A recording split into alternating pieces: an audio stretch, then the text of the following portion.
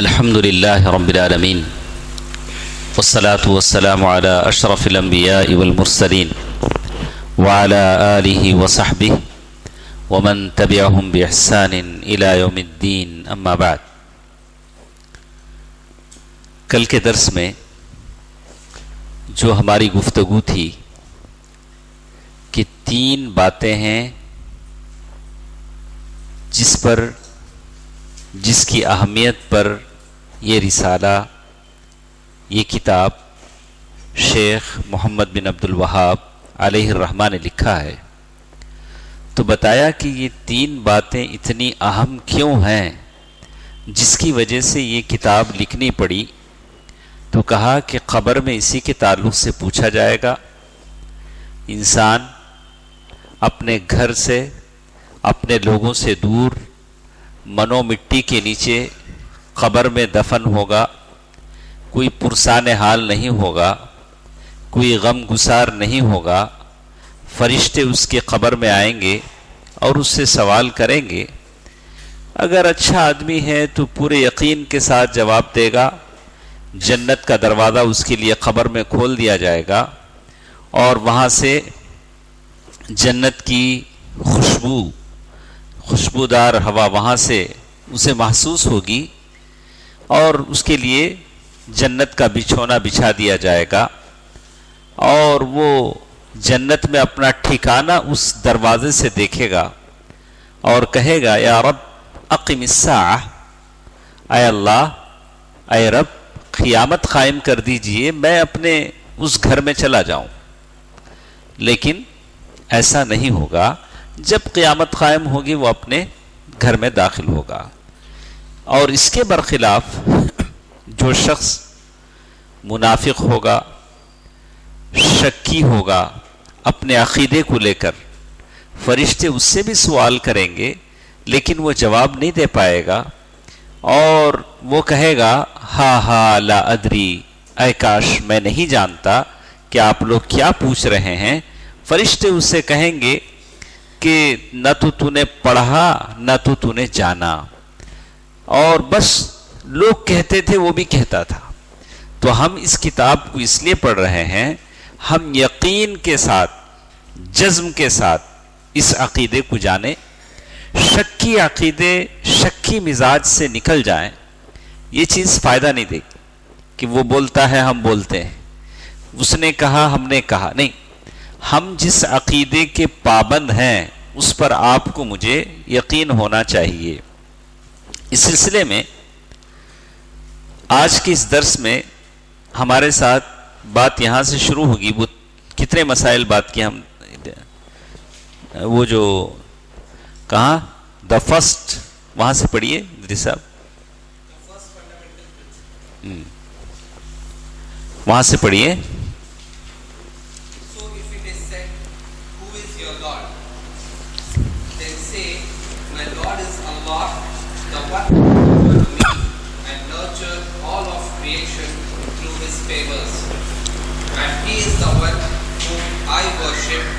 There be to me no false deity worship that is equal to him. The proof for this is Allah's statement, Alhamdulillahi Rabbil Alamin. بس یہ ہم پڑھیں گے. جیسے فَإِذَا قِيلَ لَكَ مَا الْأُصُولُ الثَّلَاثَةُ الَّتِي يَجِبُ عَلَى الْإِنسَانِ مَعْرِفَتُهَا، جب آپ سے کہا جائے کہ وہ کون سے 3 اصول ہیں. اصول کیوں کہا جاتا ہے؟ کل کے درس میں ہم نے پڑھا اصل کسی بھی چیز، ایسی چیز جس پر دوسری چیز کو رکھا جائے. اصل البنا، عمارت جو بلڈنگ کا جو بیسمنٹ ہوتا ہے اس کو کہ اصل البنا، اس لیے کہ اس پر ساری بلڈنگ کھڑی ہوتی ہے. اصل الشجرہ، درخت کا جڑ جس پر سارا درخت کھڑا ہوتا ہے. یہ عقیدہ ایسا ہے جس پر آپ کا اور میرا دین کھڑا ہوتا ہے. یہ جو 3 سوالات ہیں یہ ہمارا دین ہے، اور اس کو ہم جانیں گے نہیں تو پھر سارا دین ہمارا مشکل ہے. تو اسی لیے کہا فَقُلْ مَعْرِفَةُ الْعَبْدِ رَبَّهُ، وہ 3 باتیں کون سی ہیں جن کا ہر انسان پر جاننا ضروری ہے، تو آپ صاف صاف کہہ دیں کہ رب کی پہچان حاصل کرنا، معرفت سے مراد رب کی پہچان حاصل کرنا، ودینہ، اور ساتھ ساتھ آدمی اپنے دین کو پہچاننا۔ پہلی چیز کیا تھی؟ رب کی پہچان، اور دوسری چیز اپنا دین، اور تیسری چیز جس نبی کو ہم مانتے ہیں، ویسے تو سارے انبیاء کو مانتے ہیں، لیکن جس نبی کے ہم امتی ہیں صلی اللہ علیہ وسلم، اللہ کے نبی صلی اللہ علیہ وسلم کو پہچاننا، یہ تینوں چیزیں ہیں جن کا جاننا ہمارے اوپر ضروری ہے۔ اس سلسلے میں کہتے ہیں کہ پہلی چیز کون سی جانا ہم نے؟ معرفت العبد ربہ، آپ اور ہم چاہے مرد ہو اور عورت اپنے رب کو پہچانیں۔ رب کیسے پہچانا جاتا ہے؟ بولیے، رب کو ہم کیسے پہچانتے ہیں؟ رب کو پہچاننے کی شکل کیا ہے؟ تو جیسے شیخ نے لکھا کہ کئی طریقے ہیں۔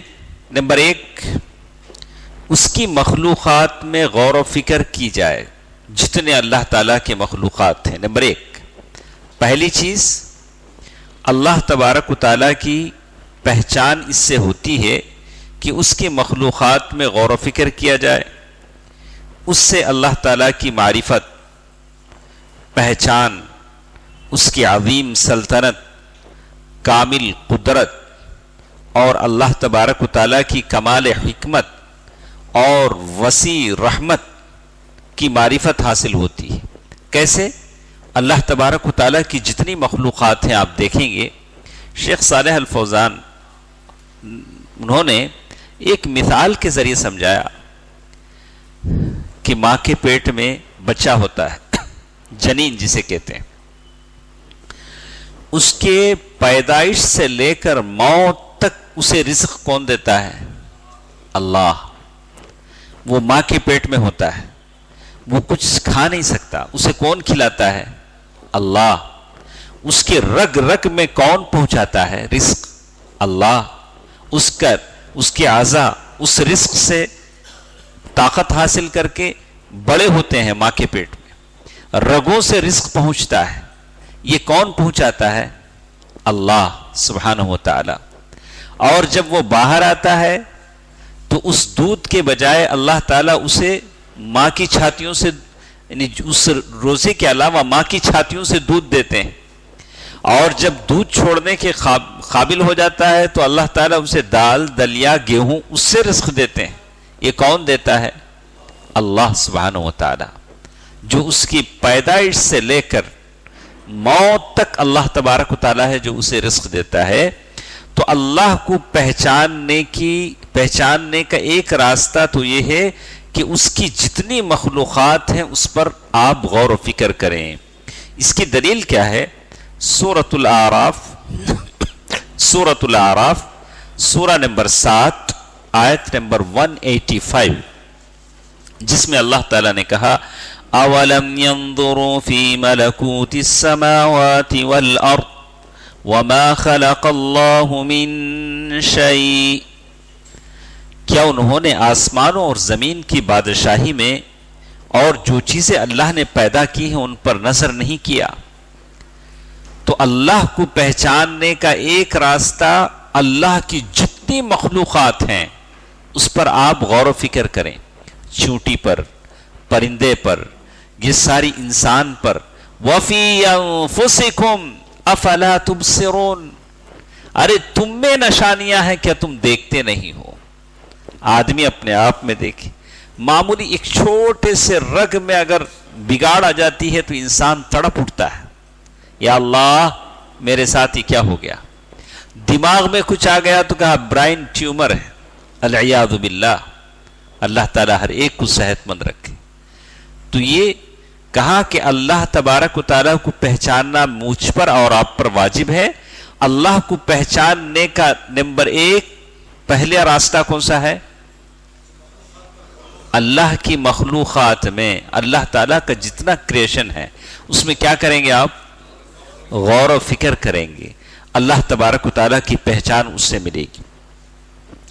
سورۃ السبا، اس میں بھی اللہ تبارک و تعالیٰ نے فرمایا آیت نمبر 46، جس میں اللہ نے کہا قُلْ إِنَّمَا أَعِظُكُمْ بِوَاحِدَةٍ أَن تَقُومُوا لِلَّهِ مَثْنَىٰ وَفُرَادَىٰ ثُمَّ تَتَفَكَّرُوا، کہہ دیجیے بس میں تمہیں ایک بات کی نصیحت کرتا ہوں، تم اللہ کے لیے کہا کہ تم اللہ تبارک و تعالیٰ کے لیے غور و فکر کرو، اللہ تبارک و تعالیٰ کے لیے غور و فکر کرو، اس کی پہچان کرو، اللہ تبارک و تعالیٰ تمہیں پہچان میں آئے گا۔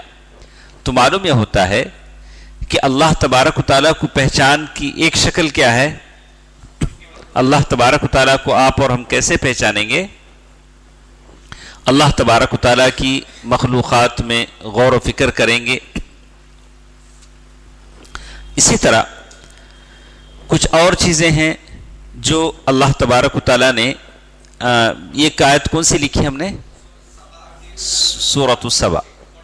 اور اسی طرح اللہ تبارک و تعالیٰ نے قرآن میں بہت ساری آیتیں بیان کی ہیں۔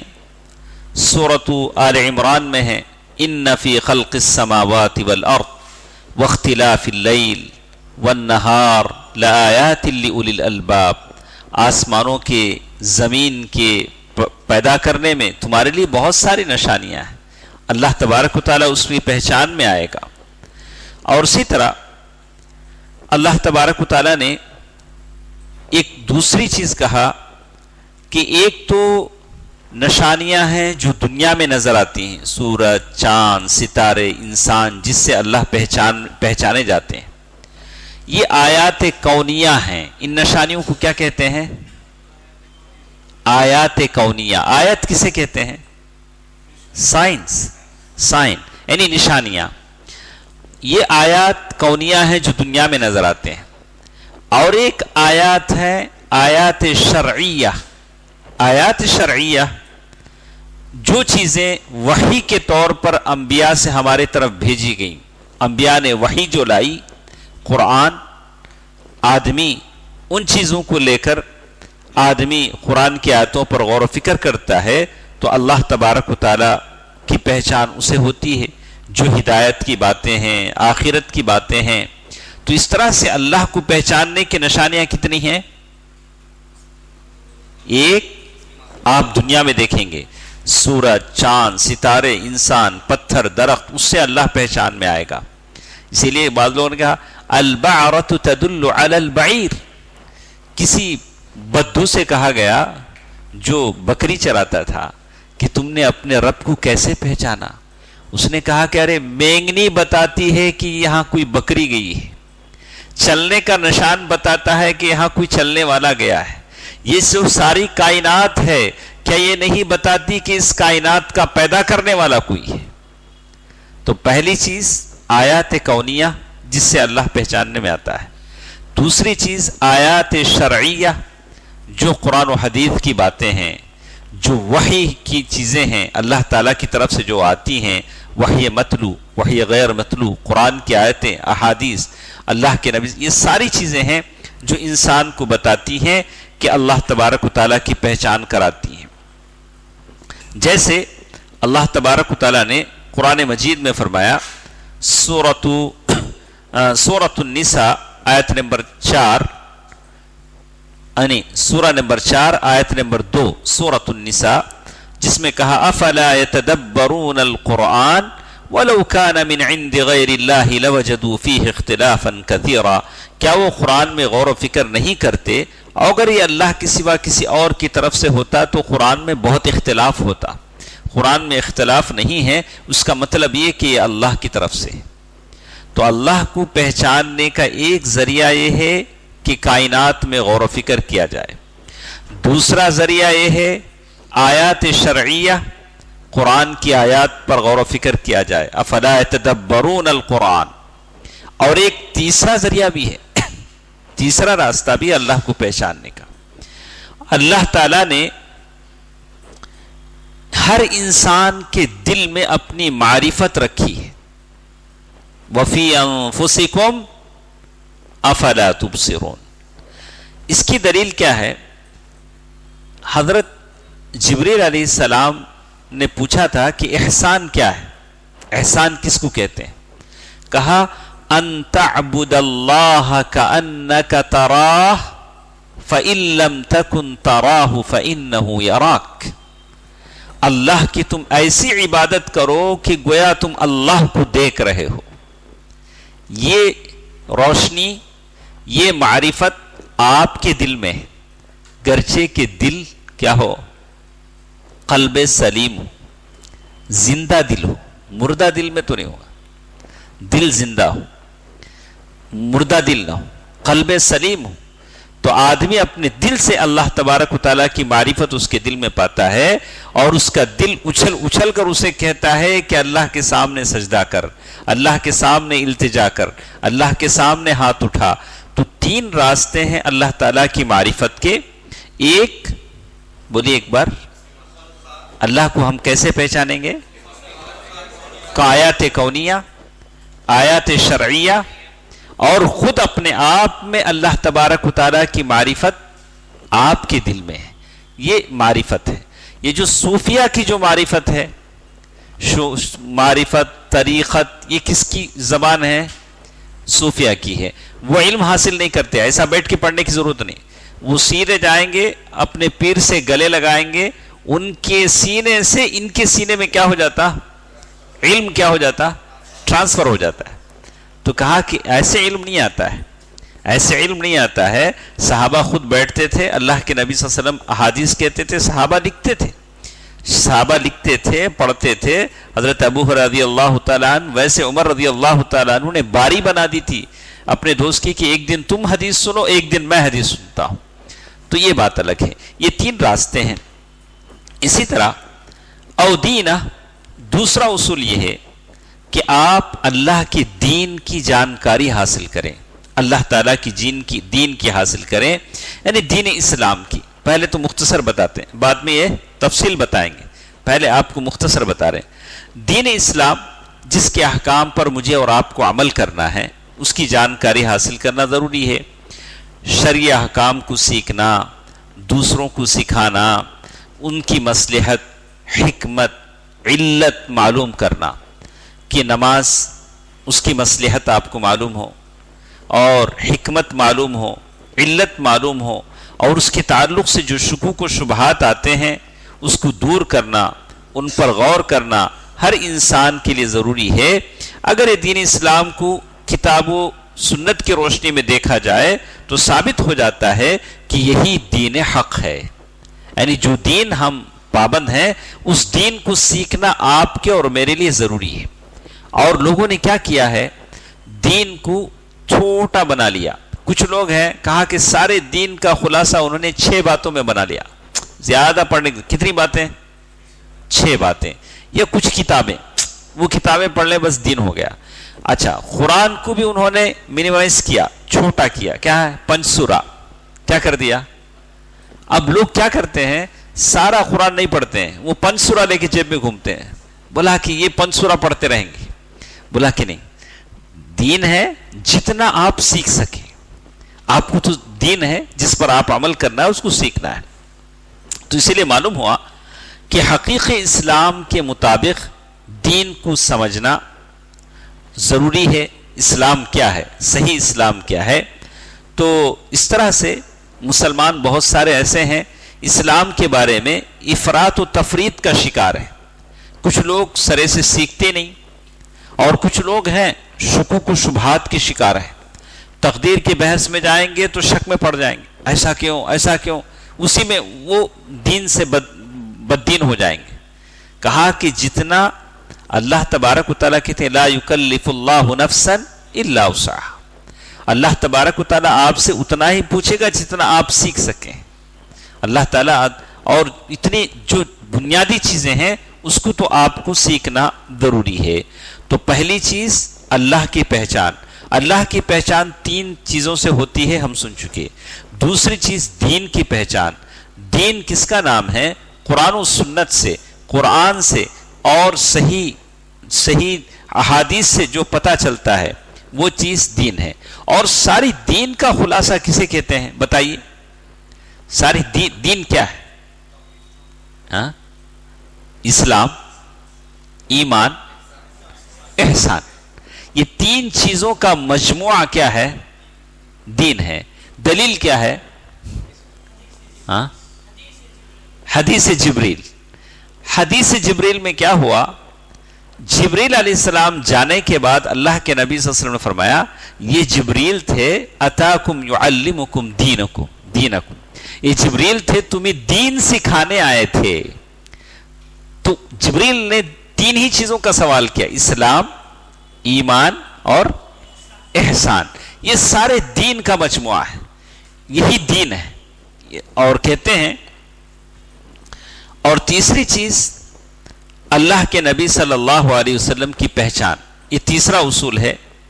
اللہ کے نبی صلی اللہ علیہ وسلم کی سیرت پڑھنا، آپ کا طریقہ عبادت کیا تھا، آپ عبادت کیسے کرتے تھے، آپ صلی اللہ علیہ وسلم کے اخلاق کیسے تھے، آپ کے اندر کتنی اچھی اچھی عادتیں تھیں، آپ دعوت اللہ کے پیش کرنے میں کون سا اسلوب اختیار کرتے تھے، آپ کا انداز کیسے ہوتا تھا جب کافروں سے آپ دعوت اللہ کرتے تھے. تو یہ تین چیزیں آپ ضرور سے جانیں اور یہ ہم پر واجب ہے. اس کے بعد دیکھیے آپ کے پاس جو کتاب ہے اس میں ایک بات انہوں نے کہا ہے، یہ بات ہے فَإِذَا قِيلَ لَكَ مَن رَبُّكَ، جب آپ لوگوں سے کہا جائے مَن رَبُّكَ کہ تمہارا رب کون ہے، کیا کہا جائے؟ تمہارا رب کون ہے. فَقُلْ، انگریزی میں ہے نہیں ہو، فَقُلْ رَبِّي اللہ، آپ کہیں گے کہ میرا رب اللہ ہے. کیا کہیں گے؟ میرا رب اللہ ہے. جب آپ سے پوچھا جائے کہ آپ کا رب کون ہے تو آپ کہیں کہ میرا رب اللہ ہے. ربانی، ربانی، میرا رب اللہ تعالی ہے جس نے اپنی نعمتوں سے مجھے اور تمام جہانوں کو نوازا اور بتدریج پروان چڑھایا. کیا کہا انہوں نے؟ ربانی ورب جمیع العالمین بنعمہ، میرا رب اللہ ہے جس نے اپنی نعمتوں سے مجھے نوازا، مجھے ہی نہیں سارے جہاں والوں کو نوازا ہے. کس نے؟ میرے رب نے. وَهُوَ مَعْبُودِي، جب اس نے نعمتوں سے نوازا ہے تو وہی میرا معبود ہے. یہ اصل چیز ہے. یعنی جس اللہ نے مجھے پالا ہے، جس اللہ نے میری تربیت کی ہے، جس اللہ نے مجھے نوازا ہے، وہی میرا معبود ہے. یہی اصل چیز ہے، اسی کو جاننا ہے. لوگ کیا کرتے ہیں؟ کھاتے اللہ کا ہے، گاتے کسی اور کا ہے.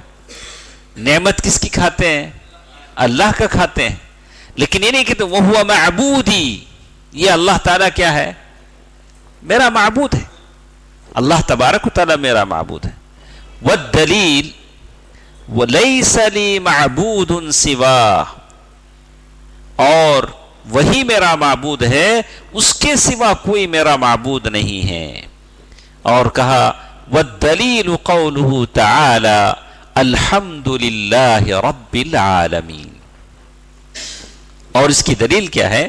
الحمد للہ رب العالمین، ساری حمد و ثنا میرے رب کے لیے ہے جو سارے جہانوں کا رب ہے. کس کا رب ہے؟ سارے جہانوں کا رب ہے. سورۃ الفاتحہ. وَكُلُّ مَا سِوَى اللَّهِ، اور اللہ تعالیٰ کے سوا جو بھی چیز ہے وہ عالم ہے اور میں بھی اسی عالم میں سے ایک ہوں. جتنی ساری دنیا ہے اللہ تعالیٰ کے علاوہ جتنی، عالم مطلب کیا؟ عالم الحیوانات، جانوروں کی دنیا، عالم الحشرات، کیڑے مکوڑوں کی دنیا، یعنی الگ الگ چیزوں کی الگ الگ دنیا ہے. انسانوں کے الگ، جنوں کے الگ، اور اس کے علاوہ اللہ کے علاوہ جو کچھ بھی ہے وہ ساری کی ساری اللہ کے معبود ہے اور سارے لوگ اللہ تبارک و تعالیٰ کی عبادت کرتے ہیں. تو معلوم یہ ہوا کہ اللہ تبارک و تعالی کی دلیل کیا ہے اس کی؟ الحمدللہ رب العالمین. تو اسی لیے شیخ صالح الفوزان رحمہ اللہ نے لکھا کہ آدمی الحمدللہ رب العالمین، اللہ نے جب قرآن شروع کیا تو الحمدللہ رب العالمین سے شروع کیا، اور جنتیوں کی آخری گفتگو جو ہوگی وہ کس سے ہوگی؟ وقیل الحمدللہ رب العالمین. جنتیوں سے اللہ کی جو آخری گفتگو ہوگی، جنتی کہیں گے جب جنت میں چلے جائیں گے، اے اللہ تیری تعریف ہے. قرآن جب شروع ہوا تو اللہ سے، اور جب جنت میں چلے جائیں گے آخری بات ان کی ہوگی الحمدللہ رب العالمین. تو پہلا سوال جو خبر میں پوچھا جائے گا وہ کیا ہے؟ مر ربک، تیرا رب کون ہے؟ کس نے تجھے پیدا کیا، کس نے تجھے تربیت کی، کس نے تجھے کھلایا پلایا رزق دیا؟ ربی اللہ، آدمی کیا کہے گا؟ میرا رب اللہ تبارک و تعالی ہے، پالنے والا. تو معلوم یہ ہوتا ہے کہ ربانی اللہ تعالی جس نے مجھے اپنی نعمتوں سے نوازا اور سارے جہاں کے لوگوں کو اس نے نعمتوں سے نوازا. جیسے اللہ تعالیٰ نے موسیٰ اور فرعون کی باہمی گفتگو کا حوالہ دیتے ہوئے کہا قال فمن ربکما یا موسیٰ، لوگوں نے موسیٰ علیہ السلام اور ہارون علیہ السلام سے پوچھا فمن ربکما یا موسیٰ، تمہارا رب کون ہے موسیٰ؟ تو موسیٰ علیہ السلام نے کہا ربنا الذی اعطى كل شيء خلقه ثم هدى، یعنی خلقه ثم هدى. قال ربنا الذي اعطى كل شيء خلقه ثم هدى. فرعون نے کہا کہ اے موسیٰ تم دونوں کا رب کون ہے؟ موسیٰ نے کہا ہمارا رب جس نے ہر چیز کو اس کی شکل و صورت دی پھر ہدایت دی. تو معلوم یہ ہوتا ہے کہ اللہ تبارک و تعالی اپنی نعمتوں کے ذریعے سے ہر آدمی کی تربیت کر رہا ہے. اللہ تعالیٰ جتنی نعمتیں آپ کو دیتا ہے، اور اللہ تعالیٰ کے بے شمار احسانات ہم تمام پر ہیں. تو اس طرح سے اللہ تبارک و تعالیٰ کو ہم پہچانتے ہیں اور اللہ تعالیٰ کی عبادت کرتے ہیں، لیکن اخلاص کے ساتھ آدمی کو کرنی چاہیے.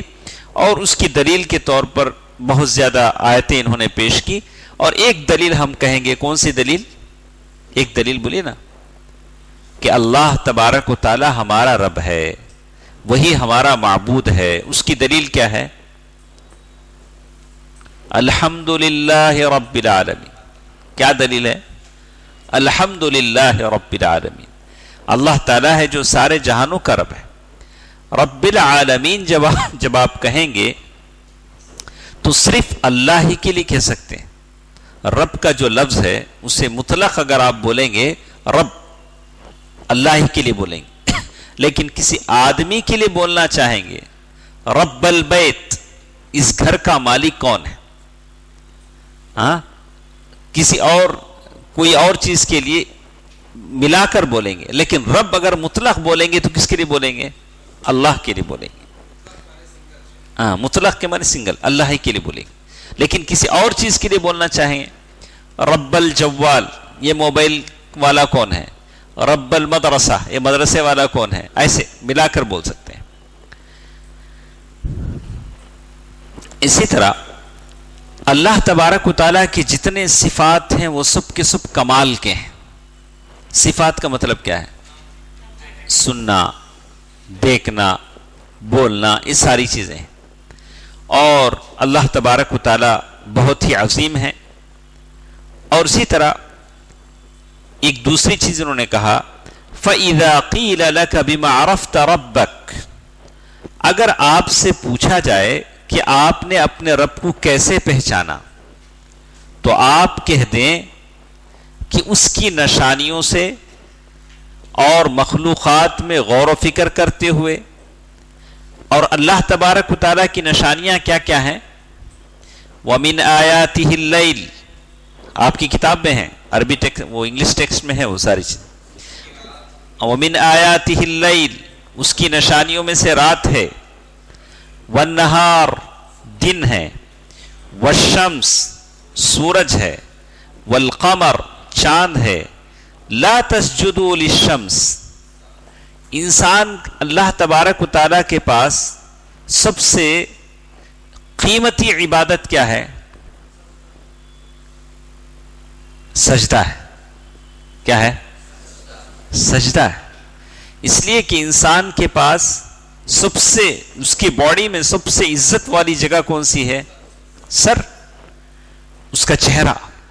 اس چہرے کو وہ کہاں چکاتا ہے؟ سجدے میں چکاتا ہے۔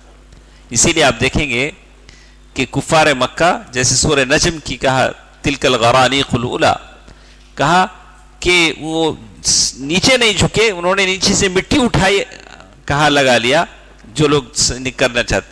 تو معلوم یہ ہوتا ہے کہ یہ سجدہ جس میں اللہ تبارک و تعالی بندے سے محو گفتگو ہوتا ہے، یعنی اللہ تبارک و تعالی سے دعا کرتا ہے، تو اسی لیے کہا لا تسجدوا للشمس، یہ اللہ کی نشانیاں ہیں، سجدہ نہ کرو سورج کے لیے اور نہ چاند کے لیے، واسجدوا للہ الذی خلقہن، بلکہ تم سجدہ کرو کس کو؟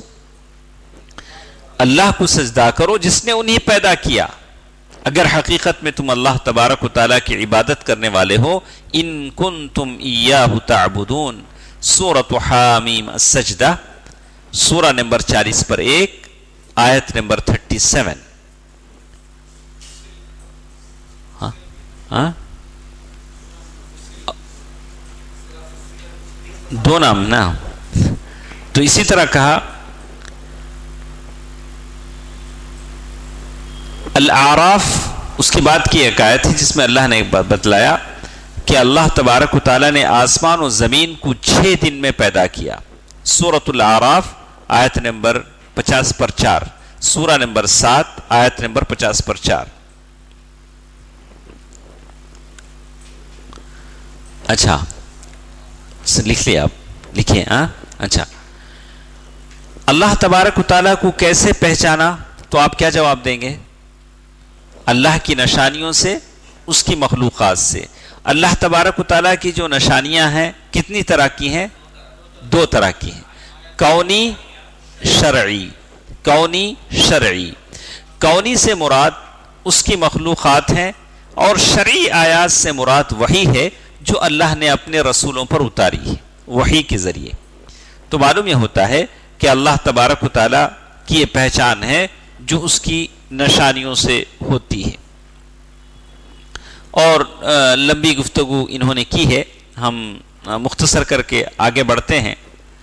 تو اللہ تبارک و تعالیٰ کی جو مخلوق ہیں، اللہ تبارک و تعالیٰ نے ایک آیت ہمارے سامنے ہے نا، کون سی آیت ہے؟ ان ربکم اللہ الذی خلق السماوات والارض، اللہ تبارک و تعالیٰ ہے جس نے آسمان و، تمہارا رب وہ ہے جس نے آسمان و زمین کو پیدا کیا۔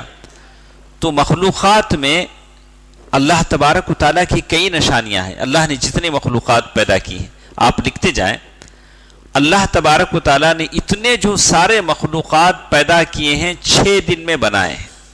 آسمان، زمین، سورج، چاند کتنے دن میں پیدا ہوئے؟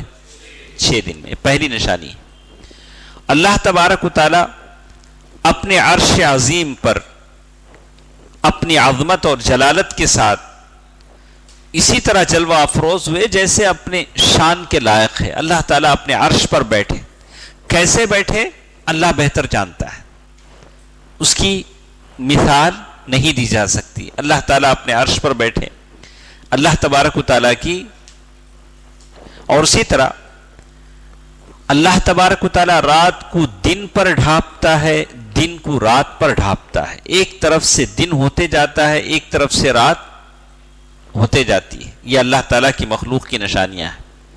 اور اللہ تبارک و تعالیٰ ساری کائنات کو گھیرے ہوئے ہے۔ اللہ تبارک و تعالیٰ ساری کائنات کو گھیرے ہوئے ہے، کوئی چیز اللہ تبارک و تعالیٰ سے باہر نہیں ہے۔ یہ اس کی مخلوقات کی نشانیاں ہیں۔ اور اس کے بعد ایک بات انہوں نے کہی، الرب هو المعبود، رب کسے کہتے ہیں؟ وہ ہے جس کی عبادت کی جائے۔ رب وہ ہے جس کی عبادت، جس کی بندگی کی جائے، اس کی دلیل کیا ہے؟ قرآن مجید کی آیت ہے سورۃ البقرہ آیت نمبر 22-21، یا ایھا الناس اعبدوا ربکم الذی خلقکم والذین من قبلکم لعلکم تتقون، جس سے معلوم ہوتا ہے کہ وہ اللہ جس نے اتنے سارے کام کیے وہی اللہ ہے جو عبادت کے لائق ہے۔ تو معلوم یہ ہوا کہ عبادت اسی کی جانی چاہیے، کسی اور کی نہیں ہوتی، اللہ تبارک و تعالیٰ ہی کی عبادت ہوتی۔ والرب هو المعبود، اور اسی طرح قرآن مجید کی ایک اور آیت انہوں نے پیش کی، ان ربکم اللہ الذی خلق السماوات والارض فی 6 ایام، سورۃ الاعراف آیت نمبر 50/4، اس سے پہلے ہم لکھ چکے ہیں۔ وہ اللہ جس نے تم کو پیدا کیا،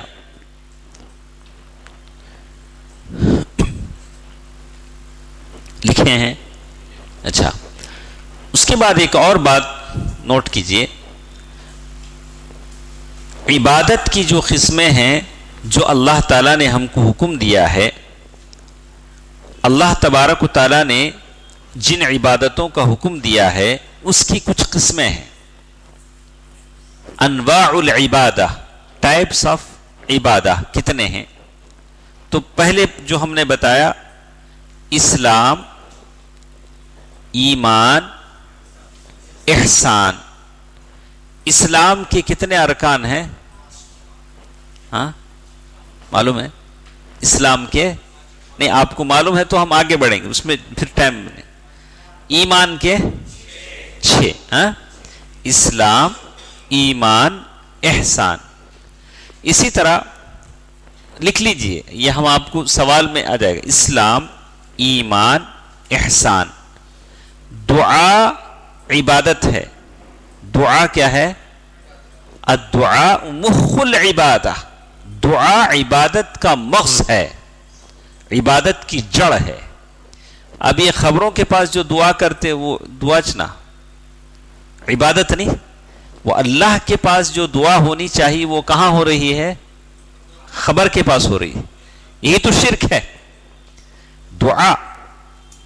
اور اسی طرح کہا کہ عبادت کی قسموں میں سے الخوف، ڈر، آدمی کس سے ڈرا جائے؟ اللہ سے ڈرا جائے۔ ہم آپ کو بتائیں گے کہ خوف، ڈر کئی ٹائپ کا ہوتا ہے۔ ایک طبعی ڈر ہوتا ہے، جیسے ہم سارے بیٹھے ہیں، اچانک اوپر کوئی آواز آئی دھڑل سے، ہم بیٹھے رہیں گے؟ کیا کریں گے؟ بھاگ جائیں گے، ادھر ادھر ہو جائیں گے۔ یہ ڈر ہے۔ یہ ڈر کیا ڈر ہے؟ طبعی ڈر ہے۔ جیسے فرعون کے دربار میں جادوگروں نے سانپ ڈالے تو موسیٰ علیہ السلام کو تھوڑا کیا ہوا؟ ڈر لگا کہ نہیں لگا؟ تو یہ طبعی ڈر ہے، تو وہ ڈر الگ ہے۔ یہ خوف یعنی بالکل ایسے جیسے اللہ تبارک و تعالیٰ سے ڈرنا ہے ویسے کسی بندے سے کوئی ڈرتا ہے تو بات الگ ہے، تو نہیں ڈرنا چاہیے، اس لیے کہ خوف کرنے کا حق کس کا ہے؟ اللہ کا ہے۔ کتنے ہوئے یونس بھائی؟ اسلام، ایمان، احسان، دعا، ڈر، اور اس کے بعد آئے گا الرجا۔ الرجا امید و بیم، وہ ہمیں اردو میں بولیں گے امید۔ امید، بھائی بڑی امید سے آیا ہوں بھائی آپ کے پاس، بھائی امید کو، میری امید کو، مطلب لوگ پتہ نہیں کیسی کیسی باتیں کرتے ہیں، لیکن کہا کہ امید یعنی اللہ سے ایسی امید باندھے کہ اللہ میں تیرے در پہ آیا ہوں، اے اللہ یہ میں سوالی بن کر آیا ہوں، یہ میری مراد تیری ہی در سے پوری ہوگی، بالکل عزم کے ساتھ۔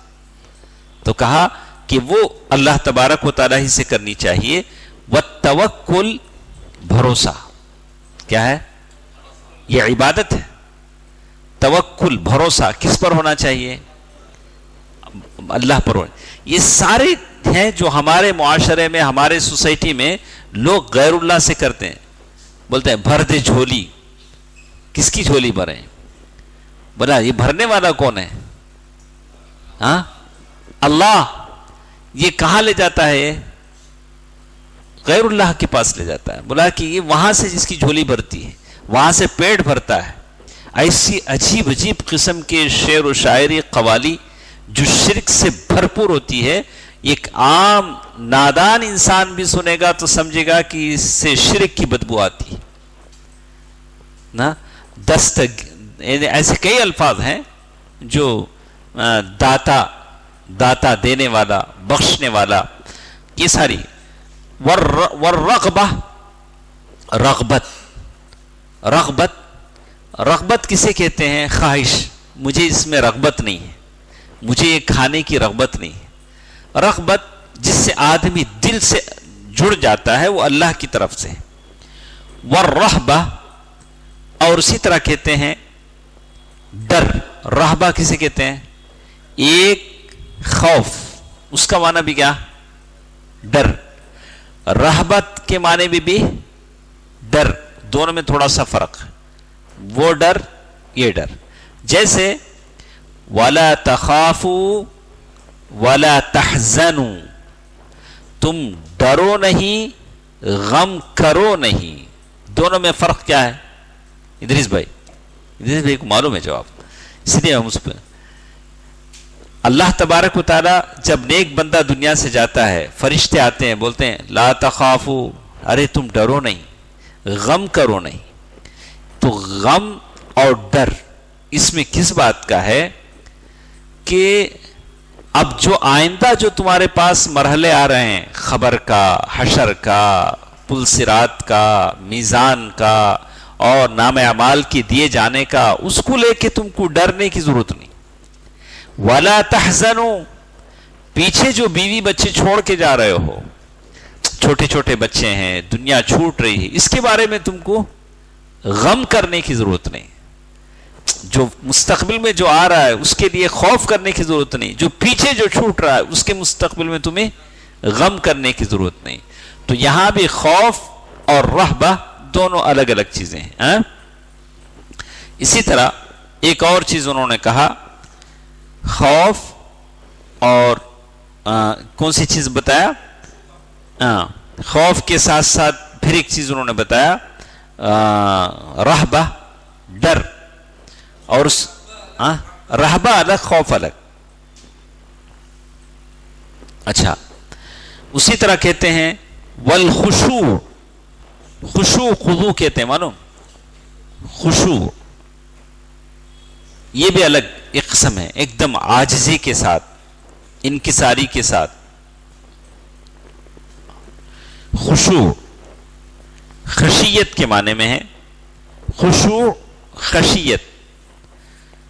الانابہ، اور ایک ہے عبادت کی ایک قسم کہ آدمی پوری طریقے سے اللہ تبارک و تعالیٰ کی طرف جڑ جائے. الانابۃ الی اللہ، اللہ کی طرف آدمی تعلق کو جوڑ لے. اسی لیے کہا قلب منیب، ایسا دل جس کا تعلق کس کے ساتھ جڑ جاتا ہے؟ اللہ کے ساتھ جڑ جاتا ہے. اور اسی طرح عبادت کی ایک قسم بتایا استعانت. استعانہ یہ ساری عبادت کی قسمیں ہیں، تفصیل ہم پڑھیں گے، آپ لکھ لیجئے، انشاءاللہ تفصیل ہمارے ساتھ آئے گی انشاءاللہ. ہم آپ کو، میں تو چاہ رہا ہوں کہ جتنے الفاظ ہیں انگلش میں بھی آپ کو بتا دیں تاکہ آپ کے سمجھنے میں آسانی ہو جائے. اسے ہے نہیں، کیا ہوتا ہے ہم لوگ پڑھتے ہیں لیکن فرق نہیں کر پاتے. انگلش میں آپ اردو میں اچھی طرح سمجھیں گے، ہے کتاب میں بھی ہے، آپ اچھی طرح پڑھیں گے تاکہ سامنے، اس لیے کہ آپ کو یقین ہے کہ قرآن میں تکرار نہیں ہے، کوئی چیز بلا وجہ تکرار نہیں ہے. اگر قرآن میں ریپیٹ ہوتا بہت مرتبہ تو قرآن اتنی بڑی ہو جاتی. اگر کہیں اللہ نے ریپیٹ کیا ہے تو کسی مصلحت کی وجہ سے کیا ہے. تو یہ جو الفاظ ہیں اس میں کوئی نہ کوئی مصلحت ہے، کوئی نہ کوئی معنی ہے جس کو ہم سمجھ نہیں پاتے، سمجھنا چاہیے. اور کہتے ہیں اسی طرح کہا استعانت، استعاذہ یعنی قل اعوذ برب الناس، قل اعوذ برب الفلق، استعاذہ جسے کہتے ہیں. استغاثہ یعنی دہائی دینا، یا اللہ استغاثہ، اور اسی کو انہوں نے بدل کر کہاں رکھ دیا؟ غوث. کیا کیا؟ غوث. حالانکہ یہ استغاثہ کس کا حق ہے؟ اللہ کا حق ہے. وہ دے دیے کس کو؟ غوث. دیکھیے کیسے الفاظ، اور نام بھی پھر نام بھی بڑھا دیا. اچھا، اور اسی طرح وہ کہتے ہیں قربانی. قربانی اللہ کے نام کی جاتی ہے، اور غیر اللہ کے نام کی اگر کی جائے تو وہ شرک ہے. نظر ماننا یہ بھی اللہ کا حق ہے، عبادت ہے. یہ سب کے سب اللہ تبارک و تعالیٰ کے لیے خاص ہیں. اگر یہ غیر اللہ کے لیے کیے جاتے ہیں، جیسے کہا فَمَنْ صَرَفَ مِنْهَا شَيْئًا لِغَيْرِ اللَّهِ فَهُوَ مُشْرِكٌ كَافِرٌ.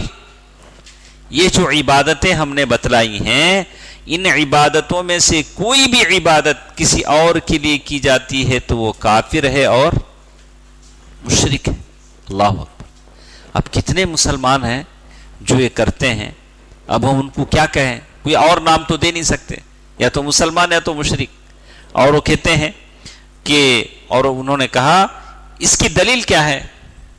آپ دعویٰ کرتے ہیں کہ وہ کافر اور مشرک ہے تو دلیل دینا پڑے گا.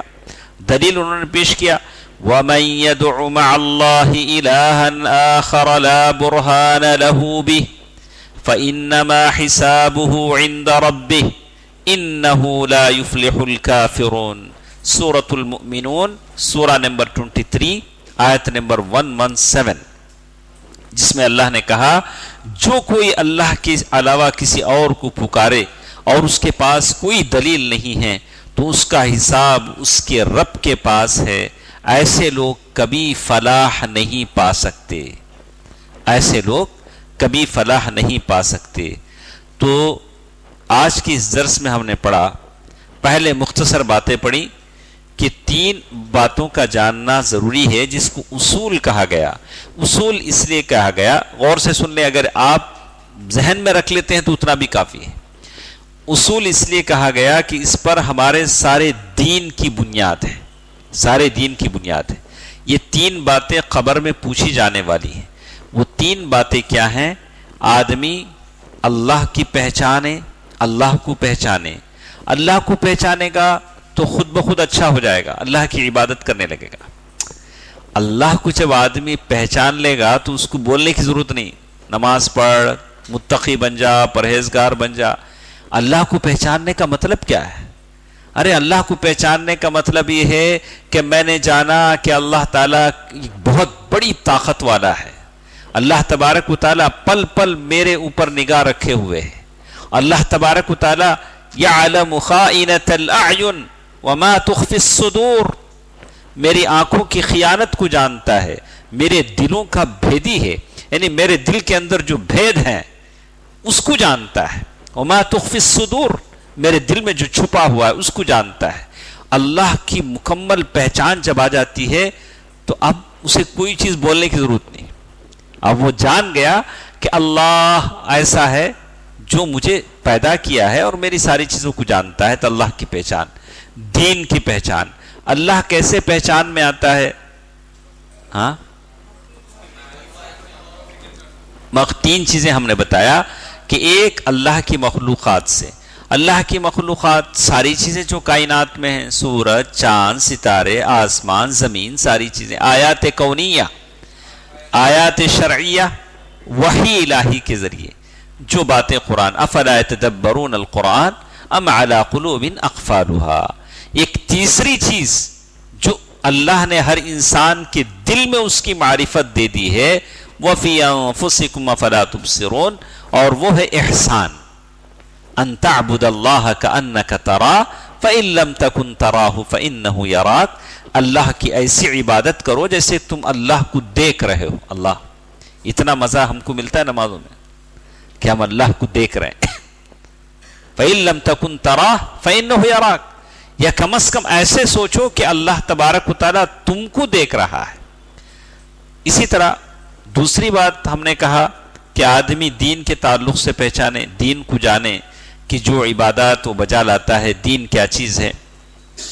اور اس کے بعد کچھ باتیں یہ بات بتائی گئی کہ آدمی عبادات کی کتنے قسمیں ہیں. تو کیا کیا باتیں ہمارے ساتھ تھیں عبادات کی قسموں میں سے؟ یہ ساری عبادات کی جو قسمیں ہیں، یہ ساری چیزیں، اور سارے دین کا خلاصہ کیا ہے؟ 3 چیزیں بولے نا ہم، اسلام، ایمان، احسان. تو آپ ایسا کیجئے، کل حدیث جبریل پڑھ کے آئیے ایک مرتبہ. حدیث جبریل جتنے ہمارے یہ ہیں سارے لوگ پڑھ کے آئیں، اور وہ بڑی اچھی حدیث ہے جس سے بہت ساری باتیں آپ کو معلوم ہوں گی اور بہت ساری چیزیں آپ کی سمجھ میں آ جائیں گی. حدیث جبریل. تو اور کچھ باتیں اس سلسلے میں تھیں. وفی الحدیث الدعاء مخ العبادہ. اور ایک بات جو آخر میں انہوں نے بتایا کہ دعا عبادت کی قسم ہے، نہیں نا؟ دعا بھی عبادت کی قسم ہے. اور اس کی دلیل کیا ہے؟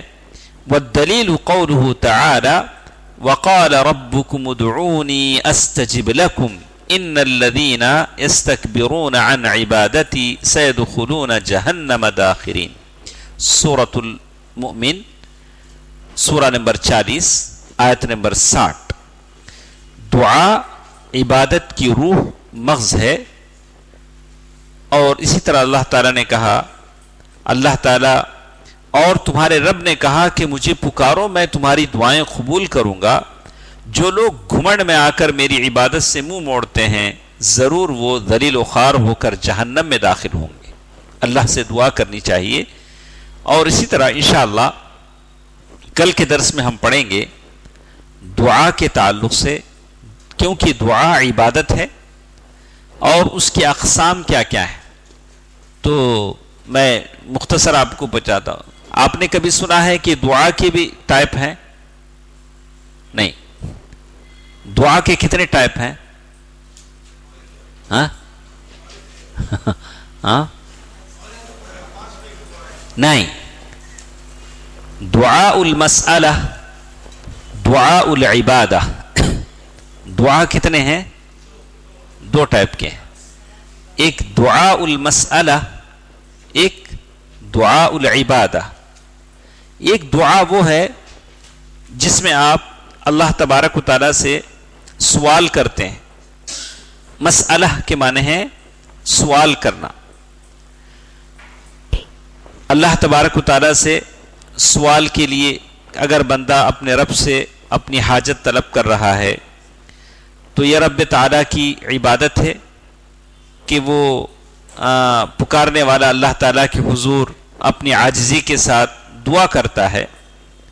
اور اللہ تبارک و تعالیٰ کو جیسے اللہ تبارک و تعالیٰ جو بہت بڑے فضل والا ہے، یعنی اللہ تبارک و تعالیٰ سے سوال کرتا ہے. اور ایک چیز ہے دعاء العبادہ، انشاءاللہ کل کے درس میں ہم ڈیٹیل سے آپ کو سمجھائیں گے.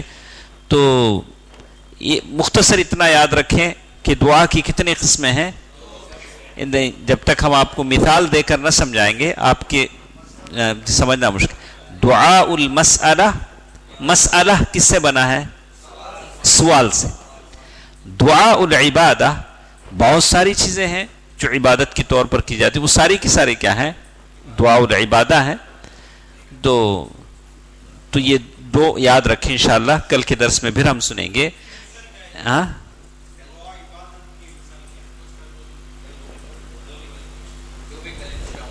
نہیں، ابھی اگر دے دو تو ابھی دے دیتا ہوں، لیکن آپ کو اگر اطمینان چاہیے، جیسے آدمی ثواب کی امید رکھتا ہے اور اس سے سزا سے بچنے کے لیے اللہ تبارک و تعالیٰ کو بطور عبادت پکارتا ہے، تو آپ صرف اتنا یاد رکھیں کہ دعا کی کتنی قسمیں ہیں؟ 2 قسمیں ہیں. مثال کے ساتھ کل کے درس میں آپ کو سمجھائیں. اسی طرح خوف اس کی بھی قسمیں ہیں. خوف کی بھی قسمیں ہیں.